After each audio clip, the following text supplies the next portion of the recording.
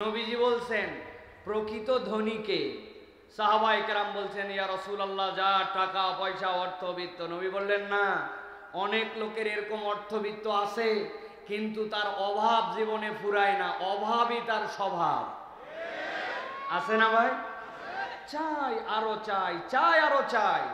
আর অনেক লোক আছে যাদের টাকা পয়সার কামাই কম কিন্তু দিলটা এত বড় যে ও যদি সুযোগ থাকতো পুরা দুনিয়াও কেউ চাইলে দিয়ে দিত, দিলটা তার এরকম। সুতরাং নবী বলছেন অন্তরের অভাব যে মুক্ত সেই হচ্ছে প্রকৃত অভাব মুক্ত। ঠিক কি না প্রিয় ভাইরা?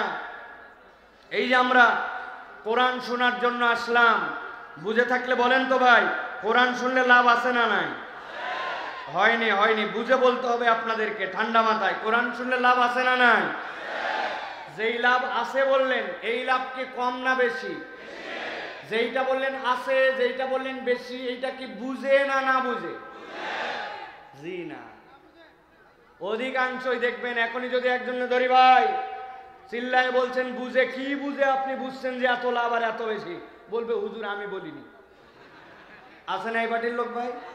আবার আমাদের অনেক তরুণ যুবক আছে, আপনারা বিশ্বাস করবেন না, মাঠে তো আমাদের বিন্দুমাত্র জায়গা নাই কিন্তু রাস্তাঘাটেও অনেক যুবকরা ঘুরে বেড়াচ্ছে, কুটানি মারে বাম্পার মারে, চিন্তা করতেছে এগুলো ওয়াজ আমাদের জানাই আছে।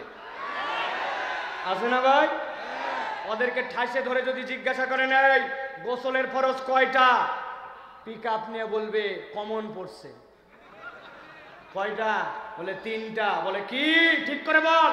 বলছে হুজুর জানা আছে লুঙ্গি, বদনা, গামছা। এই পার্টির লোক নাই ভাই? বিরাট ভাব, জামা কাপড় চলাফেরা দেখলে মনে হবে দুনিয়ার সব জানে, কিন্তু মুরব্বীরে ঠাইসে ধরছে না। এই মুরব্বী, নামাজের ভিতরে কয় ফরজ আর বাহিরে কয় ফরজ? বলছে ইমাম সাহেব জানে। ইমাম সাহেব জানলে আপনার কি লাভ? আপনি জানেন কিনা? বলতেছে তোর আব্বার বিয়ে খাইছে, আমি বেয়াদবি করতেছিস আমার সাথে। আছে কিনা ভাই?